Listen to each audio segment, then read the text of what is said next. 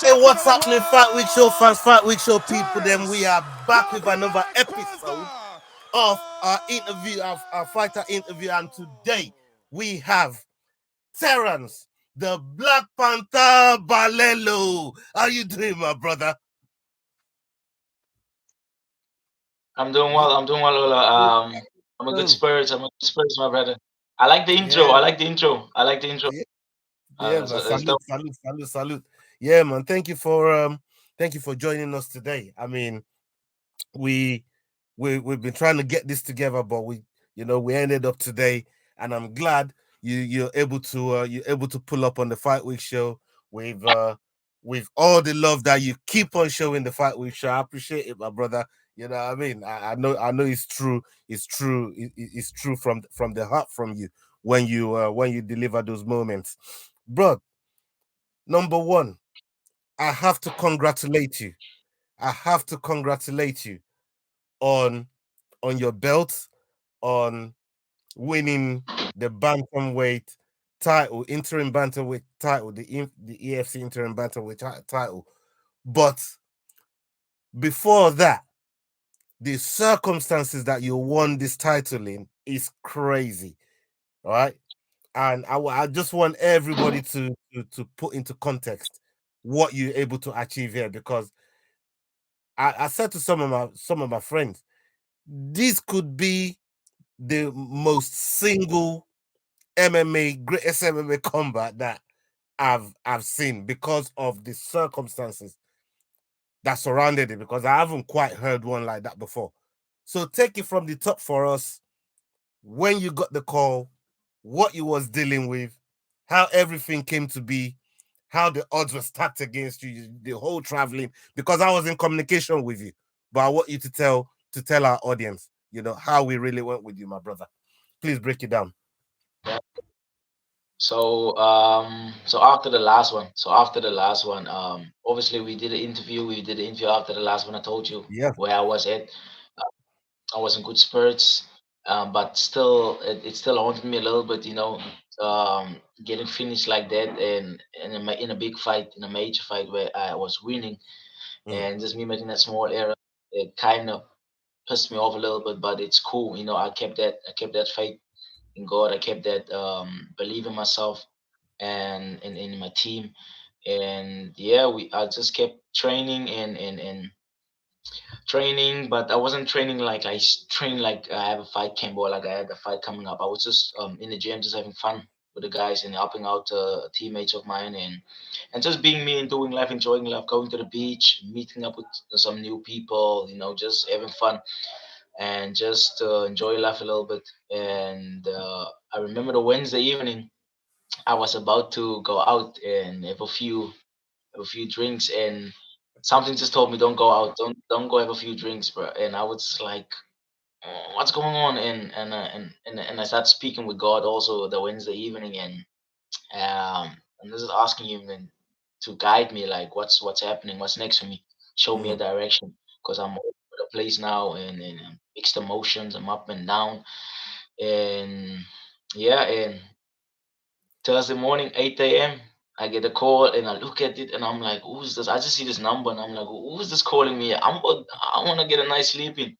And I just like take it. So I take the call and I just hear, morning, Terence. This is Ashley speaking, EFC matchmaker. mm, We would love to fly you out to Johannesburg and fight for the interim belt tonight. And I was like, whoa, whoa, whoa, whoa, whoa. Tonight? And it's like, yes. And it's like, so what happened? And he's like, nah, Shannon is out. Shannon is out. Shannon obviously didn't make weight, mm. and he couldn't cover properly. And I was like, okay, let me speak to my coach first. And I always gotta run things by my coach. And Yes, yes. so I called him, and he went, Terence, don't play with me. I'm at work. Please don't play with me. I was like, Coach, I'm not lying. They want us to fly up today, and go fight for the interim belt. And he was like, okay, wait for me. I'm coming now. As he's driving, 10 minutes later, he calls me again. He's like, "Are you sure? Because I'm not coming for nothing. I'm leaving. I'm not leaving my office for nothing." And I was like, "Coach, I'm serious. I'm serious about this one." Mm, And he came, called them, and spoke with them, negotiated. Obviously, the bantamweight division is not my division. It's my Mm. brother's division, Faiz. Yeah. Called Faiz and asked him, "Yeah, is it cool if we take this fight?"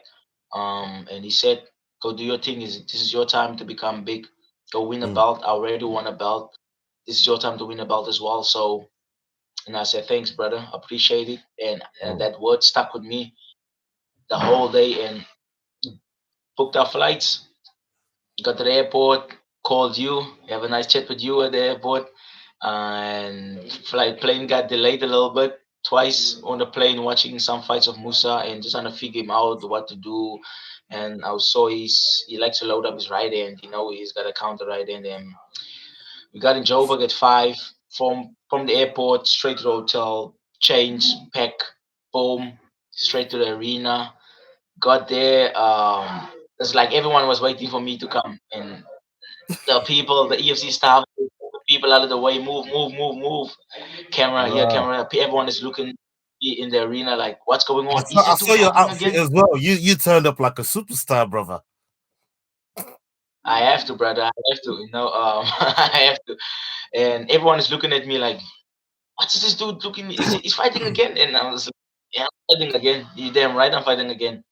Met the boss, spoke with him, went up to the office, sat down with the boss, spoke a little some business before, and Mm-hmm. I went down, did my medical, whatever, checked my weight, boom, warm up, and I even shook Musa's coach hand, Siabi. Mm. I told him Yeah. let's go for the show.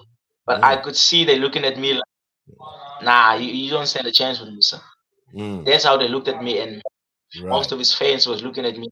And I was like, okay, cool. I'm gonna show you guys I'm about. And Mm. I warmed up, made the walk. I was just chilled, man, calm, cold, composed, and I did my thing. Went out there, schooled him for 5 rounds, 10 hours notice, and yeah, we ain't got no jiu-jitsu. So we got the job done, man. They both molding me, man. um, the one thing that, just to take it back a notch, when you spoke to, when you told your coach this, and obviously your coach knowing the opponent that you're about to face, does he have like a prior knowledge of, or has he studied this opponent before? Because you've always, you know, talked about like maybe dancing at 135 at one point. Is this something that is studied before, maybe for your teammates? And then obviously this opportunity just happened to fall in place for coach to actually green light this fight and say, you know what, let's go and get it. What knowledge did your coach have of this opponent before you are taking this fight? Yeah, so my coach is he's always down and he's always watching the fights as well. The same is he studies the game just like we studied the game, just like Mm, me, Faiz, he studies the game as well, and he just told me before the fight backstage. I remember him telling me that you just gotta stay calm, watch out for that right hand, and use your movement. Use your movement to freeze Musa a little bit, to make him uncomfortable, and to make him almost um how can I say what's the word? Make him frustrated. So my coach is always studying the guys, and and I listened to him throughout the whole fight. I just kept hearing his voice, kept hearing his voice, and the nicest thing for me was in the corner. He was so chill. He's listened to me when I told him relax a little bit, stay calm, and he just stayed calm. He was just chill, and but as I can say, he's a OG of the game, man. He's a OG of the game, and he might be a two-time national wrestling champion, but mm, he's a OG of the MMA business, and he's got a good IQ as well. So mm. shout out to my coach Hayden. Yeah, man. Shout out to Coach Hayden, man. We were talking. It was part of the plan for Coach Hayden to be here, but we've chosen to run this interview. We will get Coach Hayden on this channel. I promise you. Yeah, he's down. He's down. It's just timing, but he's down. We're working on it. We've spoken to Coach Hayden, and a big shout out to Coach Hayden, because I do want to pick his brain on a coaching perspective and how he's looking at it when you're fighting, and some of the instructions that he has to give you during fight and how to get you out of situations before you even know the situation is coming. So sometimes to get the coach's perspective from a fighter is very important, because both of them have to really come together to really deliver the win. So shout out to Coach Aiden again, but we're gonna be talking to him very soon. Now let me ask you this: the people of Swelling Dam, yeah, shout out to your people, my bro, because we have to pay homage to your people. Since winning the belt, the amount of love, the arms around you, everybody just warming to you. You brought something to your hometown, to your people, to celebrate and to own. How does that feel? How does that feel? Because, bro, this is gonna be, you gotta be feeling on top of the world, my brother.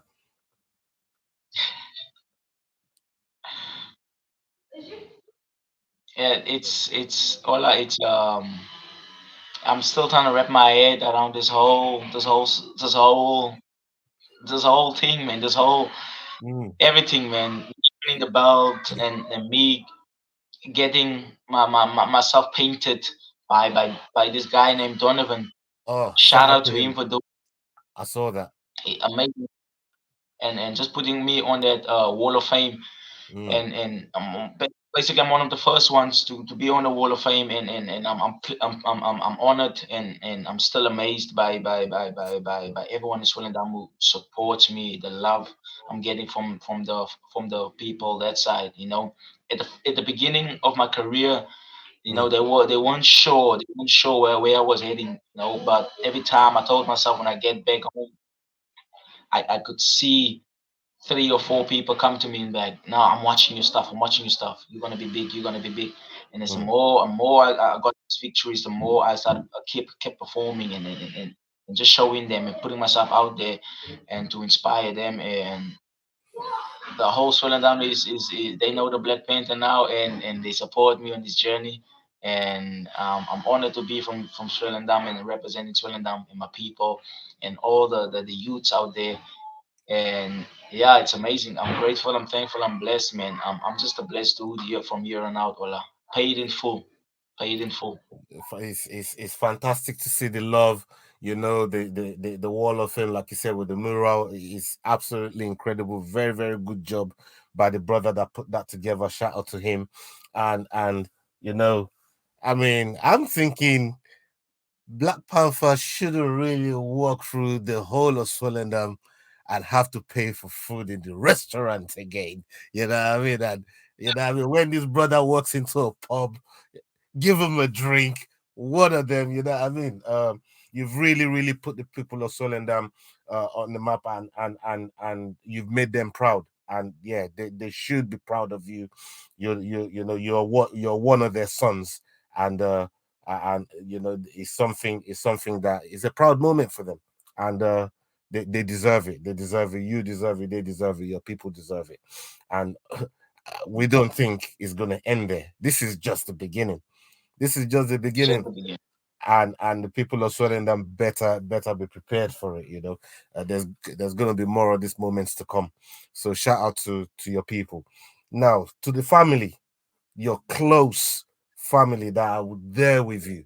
That when the chips are down, when times it's not like how it's supposed to be. Maybe you're working through injury, whether you're in camp, even when you're helping your own teammates cut weight.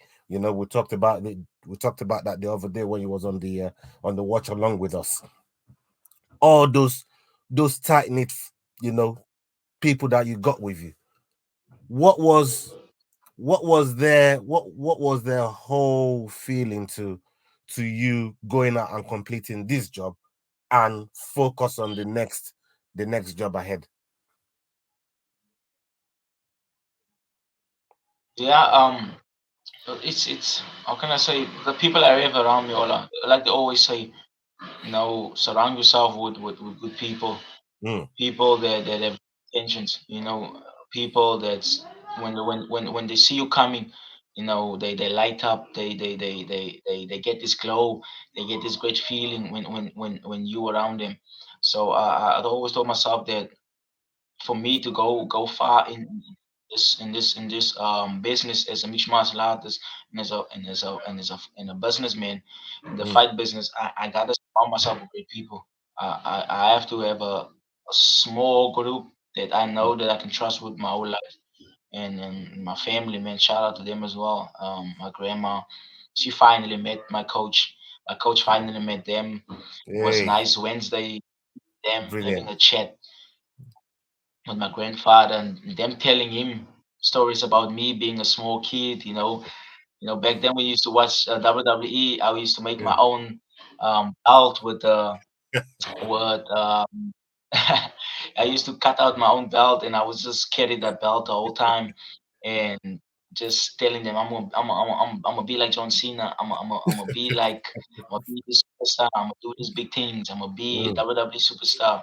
mm, It didn't turn out to be WWE superstar, but I'm a mixed martial artist now, and that stuck with me, man. Just this whole time as a kid, just telling them, especially my grandma, just telling her that all I want from you guys is just to support me and just be there, especially when I'm down and at my lowest, because I'm trying to do this for you guys. mm, I'm trying to give back to you guys and inspire and set you guys up for life. Even though you guys are not getting young every mm, day, but I'm out here putting in the work for you guys and provide for you guys. Even after the last fight, mm, I lost and just speaking with my grandma, man, I mm, started crying. mm, um, I want to do this for them, and I mm, hate disappointing my family. I hate disappointing the real ones, especially the mm, close ones. mm, Disappointing my team, especially when they put in so much work with me. And speaking with her, and she's telling me like, "Why are you crying?" And I'm like, "Cause I don't wanna disappoint you guys. That's why I'm crying." You know what I'm saying? mm, And she's telling me like, "You're gonna make me cry now, so don't cry. You gotta lose sometimes in mm, life. I know mm, that for a fact. I gotta lose sometimes in life. I gotta learn these lessons, but not like that. I can't, especially at the big stage. I can't disappoint my family like that. But they kept it with me, man. They kept sticking with me, and look where we had world champions. When they saw the belt, they went crazy. My grandfather was like, "Yo, is this?" I said, I told you, OG, I'm gonna get yeah, it. I told you, I'm gonna get this belt and put it on you, on your lap, or put it on your shoulder, and you're gonna have it and feel it." Then, well, it's amazing, man. I love my family to bits, and my mom as well, my sister, and everyone who supports me in this journey, the real ones, and especially you, Ola, man. A lot of people don't see the great things you do behind the scenes, so I no, appreciate you and thank I you, love man. you. This Thank you, journey, man. man. Yeah, man. Salute, man. Salute. I mean, bro, just to see it's just wild for me, man. Like to see where you've come from to where you are now. Like I remember the day you signed your first professional contract. Um, yeah, this is crazy, man. And we got in communication right away. I didn't even see your debut or even like your amateur days and stuff. But like I just there was some kind of energy about you. There was some kind of it was just different. And you're very, very easy to gravitate towards to, I mean, it's people that can read positive energy and people that can read the real one can tell almost straight away. And yeah, you've been that guy that I thought you was, never change, whether winning, losing, high, never, you're who you are. Behind the scenes, you've always been who you are, man.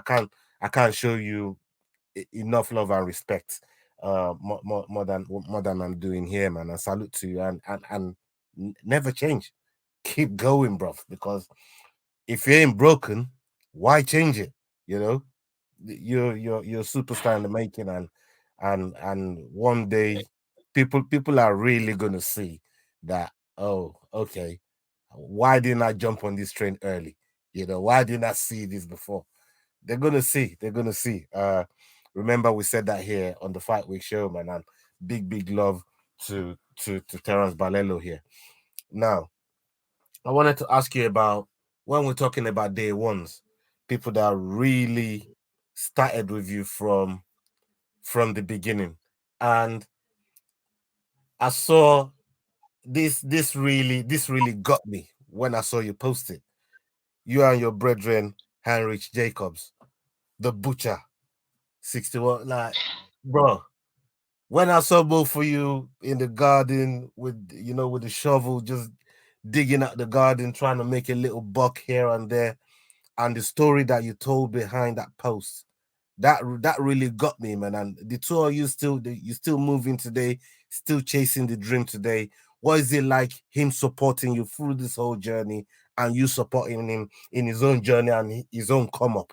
Both of you have very, very incredible stories, and obviously, I'm working on talking to him. I'm putting a few things together. It's emotion, but I want to ask you about your relationship, where you was then, thinking, having these big dreams, and to where you're working to now. You being a world champion, and him working towards that journey. Please tell us all about that, brother.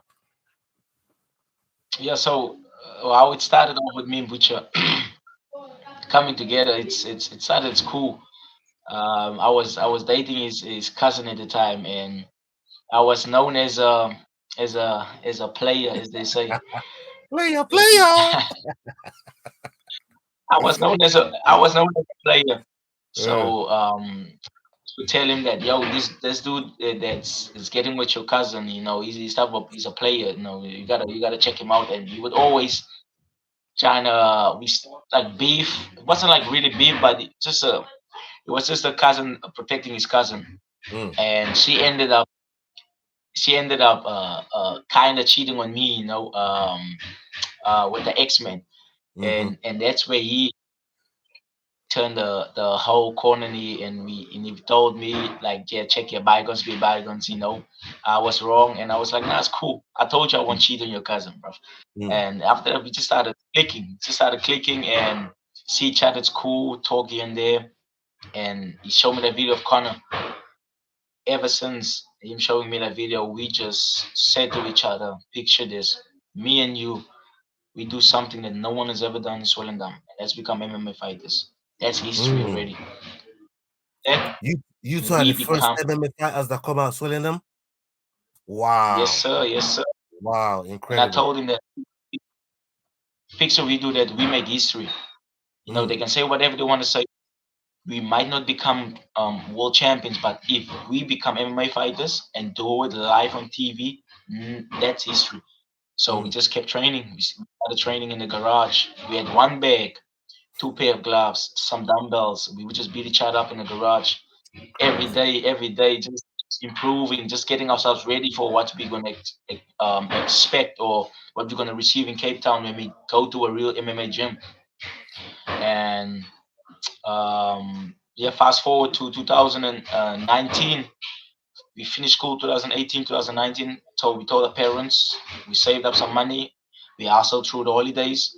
I worked at the golf course, I worked at the restaurant. He did some jobs, and we made up some money, and we came up to Cape Town. And ever since after that, we just started training. And the first day at the gym, doing jiu-jitsu, we choking the guys out, the beginner guys, and everyone is like, "This guy's where you from?" I'm like, we basically did this to each other for like 3 or 2 years, and they were like, "No, we can't be true." They put us with the more experienced guys, and we giving them hard times, and they were like, "No Mm, ways, these guys, are you guys from scratch?" We started this from scratch, and but ever since that, man, we've been grinding together, ups and downs, um, walking to the gym, walking miles to the gym in the mm, rain, you know sleeping hungry sometimes, but we never mm, got discouraged. Anytime when I'm low, he pulls me up. Anytime he's low, I pull him up. mm. So we always had that relationship still to this day. I cherish him, and I appreciate him for being on his journey with me. And I'm excited to see him make his EFC debut in the near future, and just go show the world that Butcher 61 kg is the real deal. He's the real deal on his own, and he's not living under my shadow or anyone's shadow. He's his own person, Right. and he's a superstar, and he's going to become a world champion as well. So I'm grateful and thankful for all the things we went through, man. The ups and downs, the disappointments, everything. the happy days, the bad days, sad days. We went through it all, but I love the guy, and I'm happy to have him on his journey. And yeah, he's my brother for life. Yeah, man. Big up to Heinrich Jacobs, man. You know what I mean? Butcher 61 kg. Salute to him. And if you're watching this, go and follow his page on Insta, Butcher 61 kg. You can't miss it. You know what I mean? You type that in, you're gonna find this. You're gonna find this straight away. And yeah, we'll be having him on this channel very, very soon. Um, I want to talk to you about your plans for 25. Because first, at one you got to unify this title because it's the interim title. The interim title at one point, well, at some point, is going to get unified with with the undisputed title. So wherever the champion is at 135, both of you have got to dance at some point to try and unify the title. But what are your plans for 25 as well? Because you're coming off a loss at 25, you went up to 35, got the interim title there, which will be unified eventually with the champion over there. But you still, I would say, number one contender at 125, for the title as well, and maybe get a tune-up fight and try and see whoever the champion is, whoever Gift Walker, shout out to Gift Walker, who's the current number one uh flyweight champion at the EFC. So what's your plan when you look at the landscape of where you find yourself now at 135 and at 125? What's the plan going forward? So yeah, the plan going forward is me first. First things first. I gotta go down to my division. I gotta, if you challenge yourself like this, like I did, 10 hours Mm, notice, you go up and a bigger guy who mm. weighs heavy than you, more powerful than you, and challenge yourself. Man, this flyweights, they better watch out because I'm coming with a different mentality. I'm coming with more of a. I just want to hurt these niggas. I just want to hurt these dudes from here on out. I Mm, want to make them known that I'm the real champion in the flyweight division.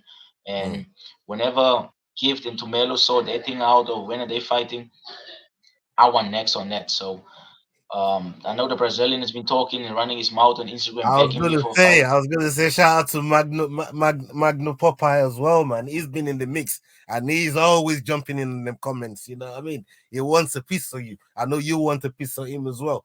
You know where does all of this fit? I'm ready, man. I'm ready. I'm ready for Magno. I can do him December, or I can do him next year early on, the first Mm, event for next year. But like I said, I've been ready. I'm ready, always ready. You know, 1 hour notice, 10 hours notice doesn't matter for me. But Magno Alpha, the guy, is a big name in the division. mm, Will be a nice tuna fight for me. mm, Go out there, I smoke him in spectacular fashion. Um, all respect to him, he's an OG, mm. but this is my opportunity. This is my chance to get that Dana White Contender Series and get that UFC contract, man. So that's what I want to do. Beat Magno, get my belt, beat whoever's the champion in the division, give to Tomato, whoever wins, get that belt, double champ, and go up to 135. Whoever's the champion that in the 135 division at that time, I'll unify the belts. If I leave the EFC as a flyweight champ and interim bantamweight champ, it doesn't matter. I'm double champ at the end of the day. So That's yeah, that's but that make that's this make sure. yeah, man. That's absolutely it's a dream. It's a dream, and who's to say you can't dream? Keep dreaming, my brother, because dreams come true. Dreams come true, especially the ones people think when you say dream come true, it don't mean you don't work at the dream. You've got to work at that dream. You know, the work that Black Panther puts in, day out to try and achieve his dream is what I mean by dream comes true. Because when I say dreams come true, I don't think you sleep, you wake up. For the younger ones that's listening, you don't just sleep, you wake up and your dream falls on your lap. No, no, no, no, no.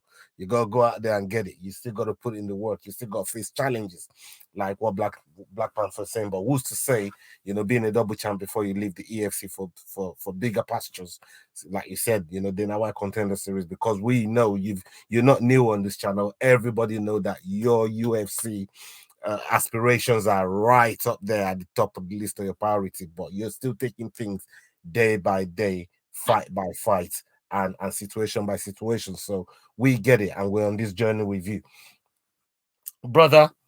I want to wish you all the best in your future endeavors, man, with everything that you got going on, the plans that you got, all of that. But now I'm going to give you opportunity to, to shout out everybody that's, rode with you up until this time. And let's bring more people on board. Let's bring more people on your hype train, my brother. You have the floor. Yeah, I just want to thank everyone, man. I just want to thank everyone. They know who they are. The real ones, they know who they are. So I want to shout out to you guys, all the real ones out there that knows me, my team, my sponsors, just a family back home in Suriname. Everyone in Suriname supports me, and you guys in the UK, Ola, FightWeek Show, and um, and just everyone, the Rambling podcast. All the guys out there. Yeah, man. Yeah, Um, man. Shout out to the it, Rambling That podcast. Yeah, man. shout out, man. Shout out to all you guys supporting on this journey, and just shout out to the EFC as well, man. Graham, Cairo, Ashley, just knowing doing good business with them, and they see what you guys are seeing. They seeing what I'm seeing, so they see UFC potential in us, and I know I'm going to be in the UFC. Mark my words. If not, if not in 2024, I don't know. But I see myself in the UFC in 2024 and getting a contract. Well, that's Yeah, what man. I'm working hard towards from here on out. The vision is clear for me now. No, Mm. I have the belt, and about to go down to 125 again, get that other belt, and get my UFC contract and go out and perform and do Yeah, great man. things. And yeah, and just shout out to everyone, man. Appreciate y'all, the whole world watching. Thank you, and yeah, Yeah, I'm man. chilled, and yeah, see you Yeah, guys. man. See you guys. See all my fans in my next fight. Whatever. I'll see Yeah, you guys man. on that side. Hundred I'm percent, chilled. man. I'm We're always gonna tune into your fights. We're always gonna support you in your fights, and people can see where is it? Where is it? Yeah, you can see the badge right there, but you can see the badge right there. You know what I mean? I got the badge and he's got the badge on right there. You can see it, and we got it going on. And look, good luck to you. You're a fantastic human being. You're a good guy and a entertaining fighter to watch. So up onto the next video, people. Hey, listen, hasta la vista. Uh we're out. We're out. Salute. Big up to everybody. Salute. big ups.